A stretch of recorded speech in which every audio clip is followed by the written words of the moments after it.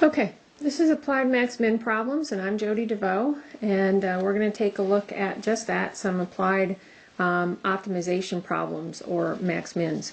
So before we start out, I just want to make sure that we're all on the same page here, so to speak, to start with. That is, I'm going to assume that you know how to find max and mins of functions without any words around them, without any context. So just to remind you about that, suppose you have a function like this and you want to find this spot right here, the local max here,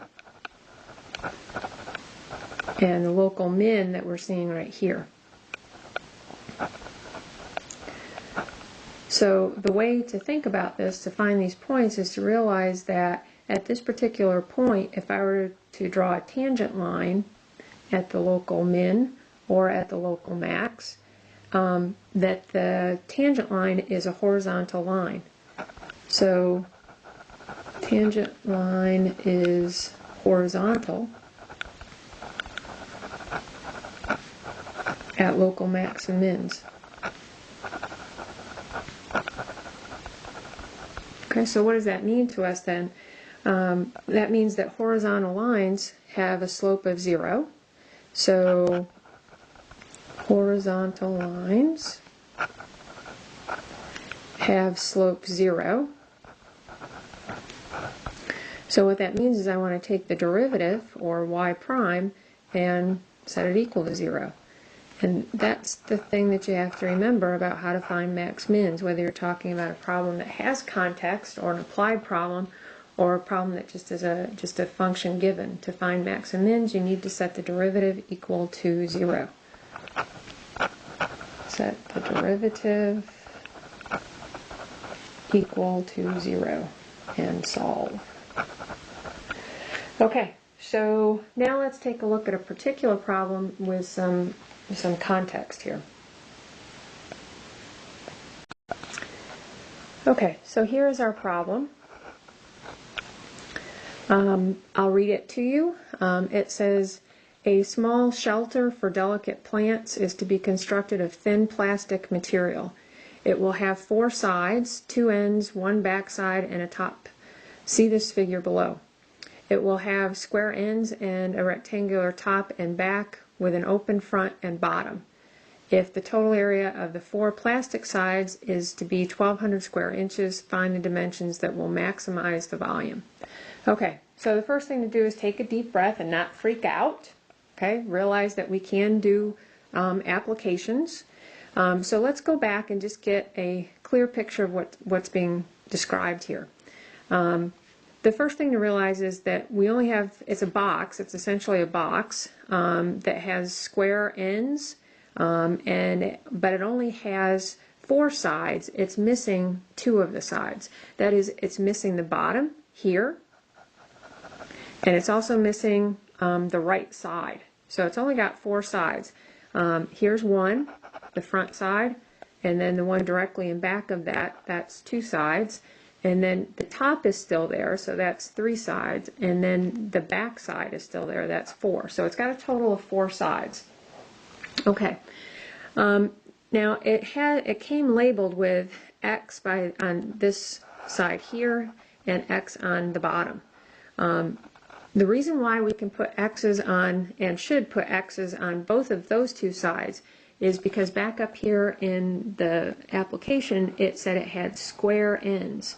Square ends means that the sides have to be the same. So we have to put the same letter to represent that on both of those 2 sides. And then it has the rectangular top and back. I cannot put X on the 3rd side here where it's labeled Y, because that would force the shelter here that we're constructing, it would force it into being the same length and side and back. All of the sides would be exactly the same size, and that's not what we're saying. The only thing that we know have exactly the same dimensions are the top and the back, the front and the back. The top and the side, the far side there, are rectangular in nature, so they don't have the same dimensions. So that's why we put an X here and an X here to indicate square, square front and square back, but a y on this side, because nobody said all of the sides are the same. Okay, now we have a picture, we have a pretty good idea, I think, of the situation. We have a total area, has to be 1,200 square inches, and what we're supposed to do is find the dimensions that will maximize the volume. So I'm going to go back up here and just kind of draw something here that tells us we're trying to find the dimensions, which means dimensions means we need to find x and y. So I'm going to put a little note that that's what we're trying to do, find x and y. And we're supposed to be maximizing, so I'm going to put a little square around there and a little square around the volume. We're supposed to be maximizing the volume. Okay, now I'm going to go through, let's see, I think I have about 7 steps here. And I think pretty much all of these optimization problems or max-min problems that you're going to see, maybe not all of them, but I would say almost 98% of them or so, they're all going to follow this kind of same structure. So let me go through the 7 steps with you. Okay, my first step is to identify the quantity to be optimized. Identify the quantity to be optimized. Now, if you don't know what the word optimize means, what I mean there is identify the quantity that you're going to find the max or the min of. So optimize gets max and min all in one word. Okay, so if I look back up there, what is the quantity that I want to either maximize or minimize? And you can see I have that drawn off in a square here. I'm going to maximize the volume. So I'm just going to write down here, volume. So I'm going to take a couple of steps here just to kind of set up the problem without ever writing down any letters or doing any, quote, math at all. I'm just going to try to get a good handle on what it is I'm looking for and what I'm given. So that's my first step, is identify the quantity to be optimized. So the quantity we're finding the maximum of is the volume. So by the way, what that means to me is then eventually I'm going to have to take the derivative of this and set it equal to 0. Because as we said before, that's how I find max and mins, is to set the derivative equal to 0. So eventually I'm going to have to find an equation for the volume and take its derivative and set it equal to 0. Now step 2. Okay, step 2 is identify what's called the constraint. Identify the constraint.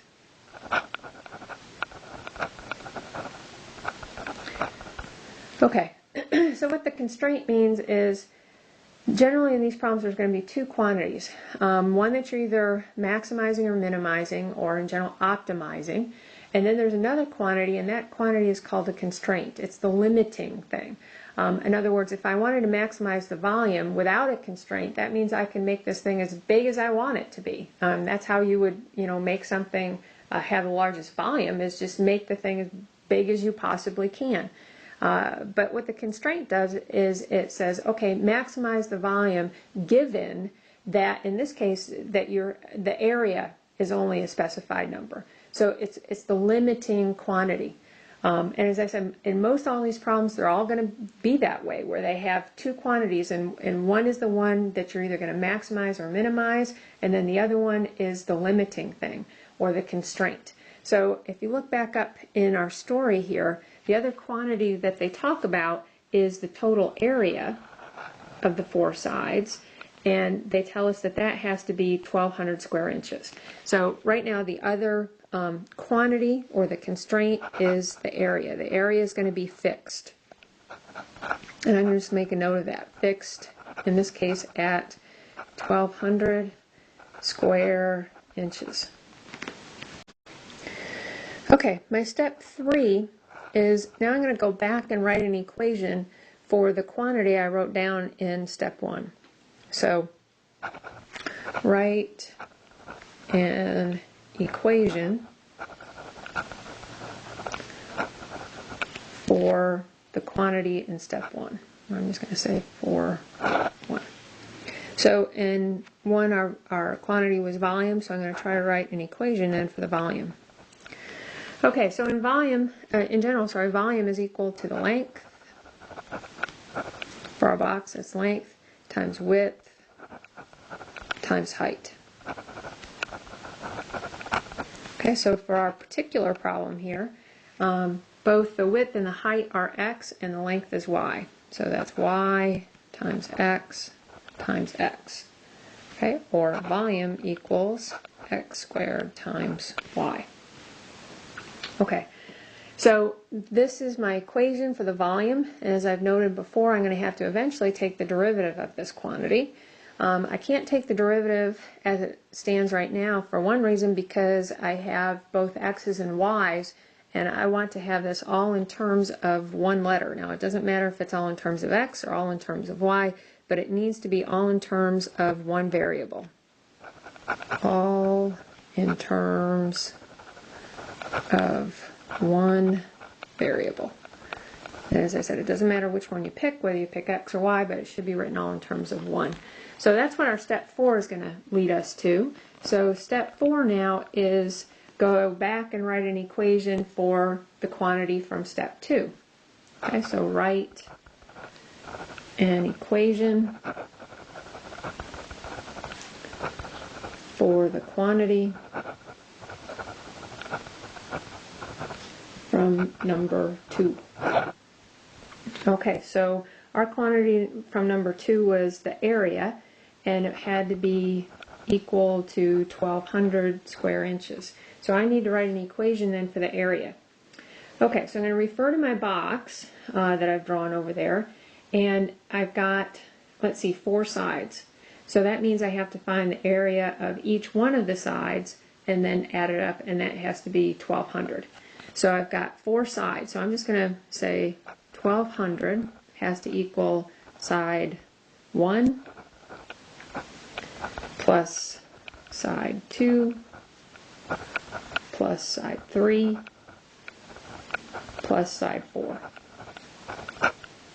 Okay, so our 1,200 here then, if I look back at my picture, side 1, I'm going to count that, well, I've numbered them already, I'm going to count that, that's my front face, and remember that the area is equal to the length times the width, so in our case here, that's going to be x times x. And side 2, well, that's the one directly in back of it, so that has to be exactly the same. That's x times x. Side 3. Side 3 is the top, and that's a little bit different. I'm going to go back to my picture on the previous page. I'm going to draw in an x here on the top. Remember that all 4 sides of that front side are x. So now when I look at the rectangle that makes up the top, or side 3, the length times the width would be x times y. And then side 4, well, side 4 and side 3 are exactly the same. They're made up of a side that's x and a length that's y. So it's going to be x, y for that one too. Okay, and then I'm just going to add all these up. So I have 1,200 equals x squared plus xy plus xy. Or 1,200 equals 2x squared plus 2xy's. Okay. Now, notice that I did that very slowly. I did it one side at a time, and I didn't go too fast. And I think that's a very good recommendation for you, is don't try to just look at it and write down an equation right away. Think about what's happening. Think about what the total area means. It means the area of each one of the sides and then adding up each one of those areas. So just take it a very slow step at a time. Let's find the area of one side, then the second side, the third, and the fourth, and then add them up. Go very slowly. There's no need to, try to just look at the picture and write down an equation right away. Just take it one tiny little step at a time. Okay. Okay, my step 5, well, remember that we said that back in step 3, we found an equation for the volume that was equal to x squared times y. And we needed to get that all in terms of one variable, and that's what this constraint equation is going to do from us from step 4. Specifically, what we're going to do is we're going to solve the equation from step 4 for either x or y, it doesn't matter which one you do it, and then take that equation and substitute it back into the equation that you found in 3, and that will make that equation then all written in terms of one variable, one letter. So again, I'm going to solve the equation from step 4 for either x or y, and then I'm going to take that equation and substitute it back into the equation from 3 to write that equation from 3 all in terms of one letter. So specifically in step 5 here, I'm going to solve the equation from 4 for either x or y. It doesn't matter which one you do it, for either x or y. Now it doesn't really matter, as I said, which one you solve for, but sometimes when you look at these equations, I think you'll see that it is definitely easier to solve for one variable other than the other one. And this is one of those cases. Taking a look at the equation from 4, it's 1200 equals 2x squared plus 2xy. Think about trying to solve that equation for x. It's quadratic in x, which means I'm either going to have to factor or use quadratic formula. Two things I don't want to do. I'm going to solve it for y instead, because it's going to be much easier to isolate that y than it is going to be to isolate the x. So I'm going to solve for y. Okay, so to solve for y, let's say I want to get this y by itself here. So I'm going to first subtract both sides. So I have 1200 minus 2x squared equals 2xy. And again, I want to isolate the y, so I'm going to divide both sides by 2x. So I'm going to flip this around too. I'm going to say y is equal to then 1200 minus 2x squared divided by 2x. Okay, so now I've got my y by itself, it's solved for. I'm going to simplify this because I'm going to eventually substitute it back into that equation that I wrote from 3, and I want it to look as pretty as it possibly can before I do that. So again, up here to solve this, I subtracted 2x squared from both sides, and then I divided both sides by 2x. Okay, now I'm going to simplify this. Lots of different ways to look at this when you simplify it. This is what I'm going to think of it as. I'm going to break this up into two fractions. So I'm going to look at this as y is equal to 1200 over 2x minus 2x squared over 2x, and then simplify each one of the fractions. There's a 2 in common from the top and the bottom there, so I'm going to say 600 over x minus, here the 2's cancel and an x cancel, so that leaves me with just x in the top. Okay, again, the 2's cancel, one of the x's cancels, leaving with just x in the top. Okay, now I'm ready for step 6. Okay, in step 6, I'm going to take this equation that I found in in step 5 for y, and substitute that back into that equation that I had in step 3. So I'm going to pull that equation back from step 3 I had. It was the equation for the volume. Volume equals x squared y. And then I have this equation from step 5 here that I have y equals 600 over x minus x. And I'm going to take this equation that I found from 5 and substitute it into the equation that I had from step 3. Okay, so let's write that step in general. The step in general says sub this into the equation from 3. And when you do that, the reason why we're doing that is so that the equation from 3 is all in terms of one letter. So that the equation from 3 is all in terms of one variable.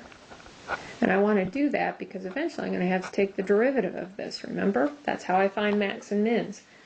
Okay, so I'm going to have my volume equation, volume equals x squared times y, but remember y was this 600 over x minus x, and that's what I'm going to substitute in over here for y. So I'm going to pull that in, 600 over x minus x. Okay, and again simplify, because eventually, in my last step here, I need to take the derivative of this. So thinking about taking the derivative as it stands, that looks like a product rule, perhaps a quotient rule. Anyway, I want to make it as simple as I possibly can, so I'm going to multiply through by the x squared. So I'll have 600 times x squared over x minus x squared times x, or x cubed. So I'm going to take this x squared and distribute it through the parentheses. Okay, and I can simplify this. This is going to be 600x minus x cubed. Okay, so this is an equation then for the volume. And what I want to do is I want to find, when does this have a maximum? So I want to find the maximum volume. Maximize the volume. So in order to find a max or a min of anything, I always want to take the derivative and set it equal to 0. So that's going to be my next step, is take the derivative, set it equal to 0. Okay, this is our final step then. Step 7 is find the derivative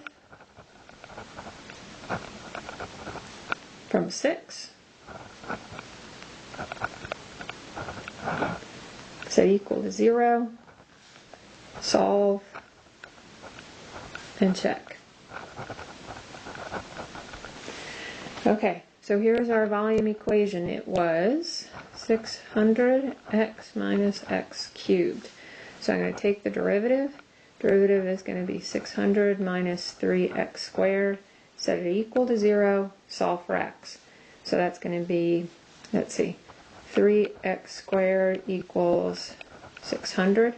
Divide both sides by 3. I get x squared equals 200, or x equals the square root of 200. And technically it's plus or minus the square root of 200, but since we're talking about an application, x is the length of the side of the box. It cannot be negative. So the only one that I really need to concern myself here with is the positive square root of 200. Okay, so I have solved it. What I mean by check is to make sure that this is in fact what you're looking for. That is this a max? Is this a maximum? So I'm going to do the first derivative test very quickly here, just to confirm.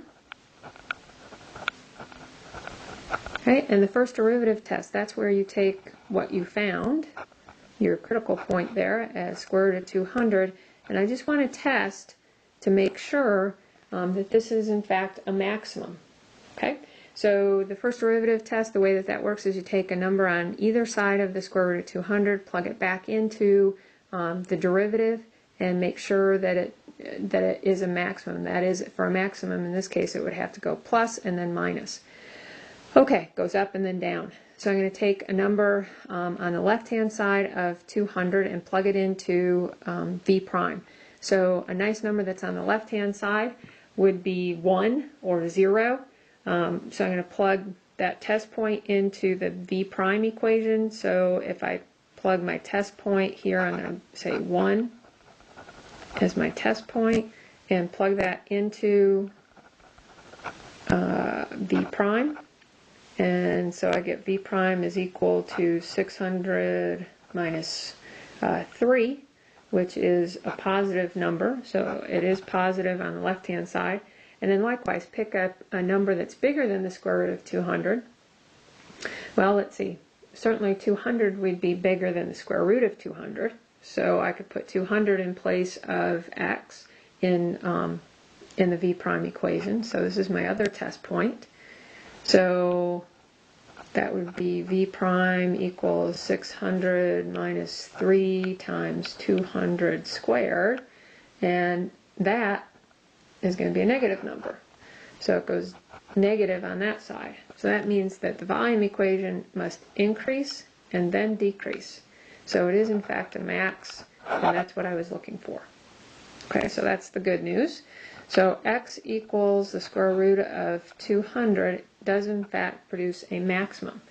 Now, make sure you have answered the question. Make sure you have answered the question. So if we go back to the beginning and look to see what the question was that was posed, they wanted us to find the dimensions. Okay, so the dimensions of a three-dimensional box means that I have to have length, width, and height. So I know that it's x by y.